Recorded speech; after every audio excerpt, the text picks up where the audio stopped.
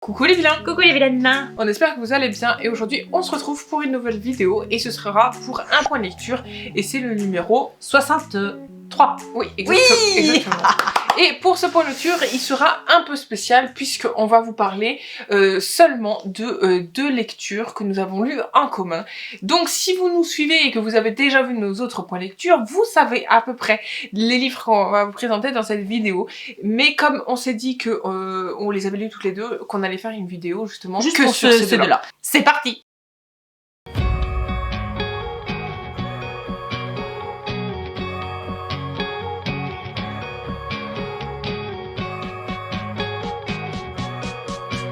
Donc, pour commencer cette vidéo, nous allons vous parler du tome 2 du Manoir oublié de Anne Jacob aux éditions Charleston. Charleston! On va commencer par celui-là parce qu'il y a beaucoup de choses à dire sur les deux, années de tourment. Exactement, il y a beaucoup de choses à dire. Alors, qu'est-ce que t'en as pensé? Alors moi, ce que j'en ai pensé, bon écoutez, moi c'est dans la continuité, vous savez bien que j'aime cette autrice, déjà de 1, j'aime sa plume, j'aime ce qu'elle me raconte, elle arrive à m'embarquer, oui. Puisque, bah voilà, dans le premier tome, tout était un peu broussailleux, je dirais. On nous dévoile beaucoup de choses, beaucoup de personnages, voilà, beaucoup d'intentions. Exactement, le tome 1 est vraiment c'est introductif, hein, c'est ça. voilà, dans l'histoire de Francesca notamment. On va essayer de pas trop vous en dévoiler parce que c'est quand même un tome 2. Nous, ce qu'on veut, c'est que vous ayez envie d'aller voir le tome 1 et par la suite le tome 2. Exactement. Mais sachez que la continuité du tome 2, enfin du tome 1 plutôt, moi m'a ravi puisque il est même plutôt drôlement dynamique puisqu'on nous donne pas mal de réponses auxquelles on s'attendait déjà dans le 1, mais il fallait nous laisser le suspense. C'est ça. Voilà, donc sur tous ces petits personnages, il y a des amours qui se créent, qui se défont, il y a beaucoup d'intrigues encore sur ce manoir. Il y a beaucoup de petites choses aussi qui s'améliorent. Et il y en a d'autres qui se détériorent par rapport à ce qui s'est passé justement dans le premier. On peut citer par exemple, sans vous dire si c'est positif ou négatif, mais les finances de Francisca qui justement veut réparer son manoir, ce qui est logique. Après on a tout ce qui est autour, donc toutes les terres. Bah, c'est des terres qui étaient allouées à l'origine au manoir, mais avant la Deuxième Guerre mondiale. Donc vous comprenez bien qu'à un moment donné, tout ça, comme on l'avait dit dans la première partie du tome 1, on avait dit que voilà, ces terres étaient allouées donc au château. Il y a beaucoup de gens mais là maintenant ça ne l'est plus, donc Francesca, si elle veut pouvoir pérenniser son projet avec sa petite fille Jenny, le problème c'est que ces terres vont devoir être vendues, et donc si elle le veut par des particuliers. Pareil. Mais et là c'est difficile. Ils sont très convoités ces terres parce qu'il y a plein de gens qui ont plein d'idées pour faire différentes choses, surtout des protagonistes qui sont très importants pour l'histoire, qu'on découvre même au fur et à mesure et qui ont aussi pas mal de bagages et pas mal de secrets. Alors pour bien expliquer la chose, c'est que le manoir, elles ont un projet en commun avec sa petite fille, et le projet c'est quoi? C'est d'en faire une maison, de louer certaines chambres en maison d'hôte, c'est pas un secret pour personne. C'est une sorte d'hôtel en fait où les gens viennent pour se... Et elle, si autour gravite, je ne sais pas moi, si un élevage de poules par exemple, je dis une bêtise, qui vient s'installer juste à côté, ça la fout mal parce que touristiquement parlant, ça le fait pas quoi. Donc voilà, ça va créer quand même quelques tensions dans ce livre de ce genre. Dans le premier, on avait les carnets de Francesca, de Elfriede, donc la sœur de Francesca, et dans le deuxième, en fait, on a carrément la fille d'Elfriede, pour pas vous spoiler sa fille, mais c'est sa fille qui revient en fait, et qui vit bizarrement à Dranitz justement, et qui est vétérinaire. Et donc ce tome-là se rapportait justement sur aussi Sonja, puisque c'est comme ça qu'elle s'appelle, et qui n'est pas en bon terme avec justement la famille Dranitz, donc Francisca, Jenny, etc. Elle a un peu comme on pourrait appeler pas des préjugés, mais des ressentiments. Voilà, elle est pas très à l'aise, elle veut pas trop avoir de contact avec eux. Elle a beaucoup de préjugés, de ressentiments vis-à-vis de cette famille. Surtout de Francisca. Qui est à l'origine quand même la sienne. Parce que bon, Jenny, c'est aussi la petite fille de Francisca, donc il y a pas de... Mais c'est surtout envers Francisca qui se passe. Après, il faut préciser qu'elles ne se connaissent pas. elles se connaissent pas. Donc, mais voilà, Franziska, avant de l'arrivée justement de son Sonja et de son existence du coup, puisqu'il y a plein de choses que vous ne savez pas, donc on va pas vous spoiler. Mais après, il y a un sujet qui revient souvent, c'est le ressentiment aussi vis-à-vis des deux Allemagnes. Hein, donc là, aujourd'hui, c'est une Allemagne réunifiée, puisque Franziska, c'est les années 90, donc c'est unifié. Et c'est vrai que pour certains protagonistes du livre, c'est un petit peu difficile. Il y a encore ces petits ressentiments de l'ancienne ancienne Allemagne et l'Allemagne d'aujourd'hui. Et donc, c'est un petit peu difficile, puisque ils ont tous les deux, ils ont tous vécu dans des mondes un peu différents. On sait que dans l'autre Allemagne anciennement, ils avaient des droits et pour d'autres ils en avaient pas. Donc c'est très difficile de recoller un petit peu les morceaux et c'est vrai qu'il y a certains protagonistes du tome 2 qui se ressentent encore un petit peu sur la manière de vivre, la manière d'approcher les choses, le capitalisme, etc. Donc c'est vrai que il y a ce petit thème là à aborder qui est très intéressant et de voir que voilà, il y a des gens qui ont les mêmes racines mais qui n'ont pas vécu les mêmes choses et au même moment. En parallèle, on a aussi Mina, qui était la femme de chambre, enfin qui voulait devenir femme de chambre et qui travaillait au domaine justement à l'époque où Elfriede, donc la sœur de Franziska, est née. Et en fait, elle va décider, pour une certaine raison qu'on va pas vous citer, d'écrire ses mémoires d'une certaine façon sur la famille von Dranitz et donc toute sa vie, on va dire, en tant que femme de chambre au manoir, et c'est ce qu'elle va faire. De sa vision à elle, voilà. Et c'est ça qui est intéressant. Et un peu de celle de son mari aussi, oui. puisque Karl Ulrich va raconter aussi pas mal de choses, notamment ce qui s'est passé avec sa sœur, etc. Donc il y a quand même aussi pas mal de révélations par rapport aussi aux domestiques qui vivaient et qui travaillaient au château. Donc c'est aussi pas mal, puisqu'on va avoir plein d'infos sur ce qui s'est passé. Moi j'aime bien leur ressenti, parce que ils étaient sur place, ils étaient en plein dénouement, hein, et ils voyaient plein de choses. Enfin voilà, mis à part ça, on a aussi beaucoup de relations qui se dénouent, se nouent, certaines qu'on attend même jusqu'à la fin. Oui, on attend, pour pas citer certaines. Mais c'est très mignon, c'est très doux, c'est très fin. C'est, moi j'aime beaucoup. On a envie de savoir. Ces petites romances là qui se créent et qu'on a envie, c'est un peu doudou, un peu. On a aussi le côté un peu de je ne citerai pas son nom, mais toi aussi tu sais. J'aime beaucoup son côté à lui aussi, justement par rapport à son ressenti vis-à-vis d'une des femmes du château, du manoir. Enfin voilà, j'aime beaucoup moi ce qu'il pense et. Mais les hommes sont très intéressants dans ce tome 2, je trouve. Ils sont pas mal développés par rapport au 1, et c'est vrai que leur ressenti est très intéressant aussi. Et puis, on a l'arrivée aussi de deux hommes en particulier, il y en a un qui refait surface, et il y en a un qu'on découvre, et qui sont liés à une seule personne. Et j'avoue que... ça, c'est les petits rebondissements. Voilà, ça dynamise en fait l'histoire, et ça nous donne aussi envie de savoir justement... il y en a un, on n'avait pas besoin qu'ils reviennent. Voilà, il y en a un, franchement, on n'aurait pas voulu qu'ils reviennent, mais voilà, pour le dynamisme du bouquin, il est quand même intéressant. C'est ça, c'est vrai. Ça plaît moins aux femmes du manoir, mais bon, voilà, il est là. Mais en même temps, sinon il n'y aurait pas d'histoire, vous voyez. Après, il y a plein de protagonistes qui reviennent et qui, justement, évoluent, notamment dans leurs relations ou même dans leur vie, comme Muck, par exemple, qui découvre certaines choses, notamment beaucoup à la fin, milieu-fin de l'histoire. Il y a des choses de son côté qui rebondissent aussi, puisque c'est aussi l'ami de Jenny.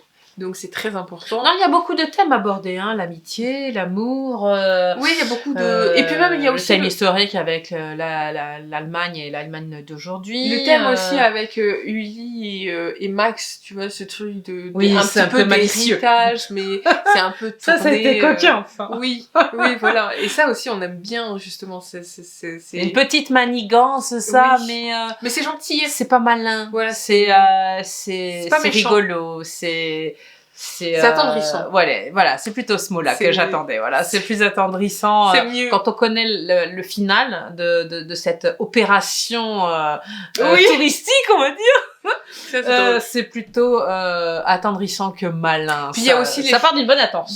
C'est ça. Et puis il y a les choix de vie aussi. Par exemple, Uli va faire beaucoup de choix et justement ce choix avec Max va faire que il y a des choses qui se passent. Il y a des c'est professionnellement parlant et amoureusement parlant aussi, Uli va faire beaucoup de choix dans ce tome-là. Beaucoup de choix vont contrarier ou pas ses choix de vie. Exactement. L'autre aussi, hein, celui qui est revenu et qui a acheté machin truc là. Oui, mais ça on peut pas dire Lui parce aussi, que c'est des voilà, choix de lui, vie, voilà, il est spécial. Lui, on l'aime pas trop justement et on n'a pas envie qu'il fasse ces choix-là, mais malheureusement il les fait quand même. Bon, peu importe. Dans tous les cas, moi je lui mets 5. J'ai adoré ce tome, j'ai très envie de découvrir le 3e qui est sorti. Oui. Et il faut qu'on se le procure très très vite. Oui, pour savoir la suite. Pour savoir la suite. Et toi, tu lui mets combien? Ah, moi, je lui mets 5, puisque de toute façon, c'est une belle continuité. Oui. Le tome 2 m'a beaucoup plu. Voilà, tout me plaît, la plume, tout. Donc j'ai rien d'autre à dire, Non, si ce ça n'est va que si vous avez envie de le découvrir, allez-y, hein, moi je vous le conseille. C'est une bonne saga familiale et franchement, j'ai beaucoup aimé. Et du coup, pour le dernier de cette vidéo, peut-être que vous en doutez ou pas, mais on va vous parler de Alban, le tome 3 de Marie-Bernadette Dupuis aux éditions Calman Levy. Voilà, et le 3e s'appelle Le sang des justes, et c'est très justement bien raconté. Oui, puisque les justes, on sait qui c'est. Voilà. Au temps de la Seconde Guerre mondiale. Bah, elle a dit au début qu'elle leur faisait honneur. C'est ça. Donc ce livre est dédié aux gens qui ont été justement nommés justes, puisque c'est le thème de celui-ci. Moi j'ai trouvé déjà très intéressant de par ce thème. Je tiens à dire qu'on est toutes les deux d'accord pour dire que ce tome 3 est le plus dynamique de cette trilogie pour l'instant. Oui, parce qu'il y a le 4e là, qui vient juste de sortir aussi, qui est au magasin. Voilà, donc il donne très envie, mais j'avoue que celui-là, il était formidable. Franchement, je me suis régalée, d'ailleurs, je l'ai pas lâché. Et j'ai bien aimé, moi, je sais pas toi, mais de mon côté, j'ai bien aimé le fait que je trouve que dans ses livres, d'habitude, quand elle aborde, parce que j'ai lu d'autres sagas où elle aborde aussi la Seconde Guerre mondiale, j'avoue que dans cette saga, elle s'investit beaucoup plus dans le thème historique et met beaucoup plus en avant, justement, ce thème-là et va jusqu'à même prendre, on va dire, un peu des risques en tant qu'auteur sur certains chapitres, donc sur certaines scènes, et justement, moi je trouve que c'est... Oui, se coller à la réalité, c'est pas évident. Hein. Non, elle se colle pas forcément à la réalité, enfin si, elle se colle à la réalité, forcément, mais ce que je veux dire, c'est qu'il y a des scènes où elle prend un risque, parce que c'est pas forcément tout à fait ce qu'elle écrit, et elle nous dévoile justement d'autres choses qui fait que on aime bien. Enfin moi personnellement j'ai beaucoup aimé qu'elle prenne ces petits risques et qu'elle nous montre justement d'autres choses. Oui, parce qu'on connaît sa plume par cœur, on sait comment elle écrit, on sait comment elle fonctionne, on sait à peu près quand est-ce qu'il va y avoir des rebondissements dans l'histoire, ou ce qu'on attend d'elle en fait, puisque voilà, on sait très bien comment ça se passe. Mais là, c'est vrai qu'elle a beaucoup dynamisé ce tome 3, et pour mon grand plaisir aussi, hein, parce que franchement, l'histoire d'Alban, elle va crescendo là dans celui-ci. Historiquement parlant, c'est trop chouette, parce que on a peur pour elle, beaucoup de fois. Pour les autres aussi. Il y a beaucoup d'actions. Raphaël, Joseph. Voilà, Joseph aussi, il a chaud à ses fesses, hein, comme on dirait. Les gens du château. Pour ne pas trop citer, on va pas trop en dire, mais Joseph fait de la résistance, comme Alban. Voilà, c'est ça. Raphaël aussi. Donc c'est vrai qu'au château, il y a beaucoup de monde, il y a beaucoup de choses qui se passent sans que Amédée, soi-disant, ne soit pas au courant, puisque Amédée, c'est son papa, Alban, rappelons-le, puisque si vous avez pas vu les autres avis sur le 1 et le 2, voilà, on rappelle quelques petites choses. Donc il y a beaucoup de choses qui se passent au château, et c'est vrai que voilà, nous on a un peu peur pour eux, pour les gens qui y sont hébergés, qui ne devraient pas l'être. On sait aussi, et sans trop dévoiler de choses, c'est que les petits amours qui étaient déjà dans les autres tomes se concrétisent pour certains. C'est des tristes pour d'autres. Voilà, c'est un petit peu comme le manoir oublié. Ça va, ça revient. Il y en a qui pérennisent, hein, comme Mireille et Amédée, ça pérennise, mais on a quand même peur pour eux, puisque rappelons-le, Mireille est juive. Mais on vous dira pas ce qui s'est passé ou pas. En fait, ce tome-là, il est très... il y a beaucoup trop de... Enfin, il y a beaucoup de rebondissements. Et c'est là, en fait, où, justement, c'est très... Genre, c'est très dynamique. Et justement, il arrive toujours quelque chose à tous les personnages. Et... Enfin, je sais pas comment expliquer, genre... moi, c'est c'est mon dada, parce que franchement, je me suis pas ennuyée une seule fois. Voilà, c'est ça, on s'ennuie pas, en fait. Dans celui-ci, franchement... Alors, les autres, je les ai aimés, mais alors celui-ci, encore plus. On arrive justement à une date on est en 42-43, donc on sait que c'est là où il y a beaucoup de choses qui se passent aussi pendant la guerre et qui va faire que même les gens qui n'ont rien demandé vont quand même subir certaines choses, comme les nazis qui débarquent chez les gens et qui justement fouillent prennent leur denrée, etc. Bien sûr. Et les laissent comme ça, comme si c'était... Sans rien. Ouais, c'est ça. Après, on voit les délations, on voit les assassinats, C'est ça. on voit plein de on choses. voit beaucoup de choses Et c'est horribles, beaucoup beaucoup de peine, Oui. Mais à la fois, on voit quand même des personnages attachants, beaucoup de tendresse, C'est beaucoup ça. d'amour. On s'attache à ce qu'on a, en fait, et ça, c'est beau. En fait, on s'attache comme Alban s'attache aux gens, même des gens qu'elle avait reçus chez elle et qui sont plus forcément là, mais qui, quand même, par son biais, essaye de les aider comme elle peut. Et Parce ça, qu'elle est tellement bienveillante. Parce ça. que même avec le méchant de l'histoire, dont on taira le nom, elle arrive quand même à être gentille, elle est pas vindicative, elle se dit que c'est quand même un humain. Bon, elle a sa foi qui fait que aussi, mais elle reste quand même charmante et gentille avec les gens même qui sont détestables. Et bon, il y a qu'à la fin où elle commence à douter parfois un peu de tout ça, puisque quand même elle est embringuée dans une situation bien très délicate. Bien délicate pour elle. Avouons-le, voilà, donc... La fin du livre est très dure, mais en même temps, on a envie de savoir. Très dur, mais en même temps très réaliste, dans le sens où, voilà, on n'est plus dans la vie des bisounours, dans le château, machin, la résistance, oui, on est des héros, tout ça, voilà, les héros, des fois, tombent. C'est ça. Et il faut se ramasser, et là, c'est dur, voilà. C'est vrai. Et malheureusement, c'est comme ça. Et c'est ça aussi qui fait la force des personnages, puisque en général, ce qui ne nous tue pas nous rend plus fort. Hein. Voilà. Donc, pour pas spoiler, on vous dira rien, mais... Mais il est dur à la fin. Les 100 dernières pages sont assez difficiles. On a assez peur pour elle et pour les autres, hein, bien sûr. Aussi pour son chien. Mais ouais, son chien, ouais. On va rien dire. On arrive quand même à s'attacher aux bêtes aussi. Hein, oui, son cheval, etc. Bon, bah voilà, il y a des choses qui se passent dans la vie et qui sont pas faciles.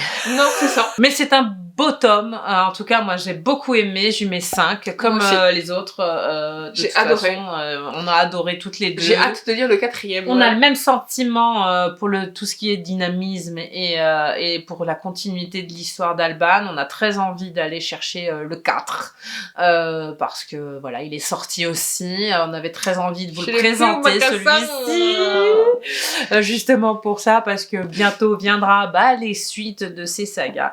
Et il valait de soi qu'on vous parle de ces suites de sagas parce que elles nous tiennent à cœur, vous le savez. Et puis elles sont bien. Donc quand c'est bien, faut le dire. Voilà. Exactement, ça nous a beaucoup plu. Bon, même quand c'est pas bien, on vous le dit en général, mais voilà, là c'est vraiment très chouette, c'est des belles suites de sagas. Et ce sont des livres qui nous plaisent, des sagas qui nous plaisent. Voilà, exactement. Donc on vous les conseille évidemment. Exactement. Cette vidéo est maintenant terminée. C'est vrai qu'elle sera peut-être un petit peu courte pour vous. En tout cas, nous on s'est régalé à vous dire ce qu'on pensait de nos livres, puisque ces deux sagas, on les aime beaucoup et on est vraiment très très bien dedans. On adore les lire et passer des moments agréables avec chaque. Ah ouais, parce qu'on les dévore en fait. On les a dévorés complètement. Franchement. Ah oui, clairement. Ces deux-là ont été mangés en quelques jours et c'était fini. Même pas. Oui, c'est très. J'aime bien être dans ces sagas familiales parce que en plus voilà, là il y a beaucoup de choses qui se dénouent et c'est vorace parce que voilà, ça nous hype. Oui, c'est ça, et puis on a envie de savoir la suite, donc on veut les prochains livres. Oui. Voilà. En tout cas, n'hésitez pas à nous suivre sur tous les réseaux sociaux, les liens sont en barre d'infos. N'hésitez pas à liker, à commenter, à partager et à vous abonner à notre chaîne YouTube. On se retrouve la semaine prochaine pour une nouvelle vidéo. Portez-vous bien, prenez soin de vous, lisez bien. Bye bye!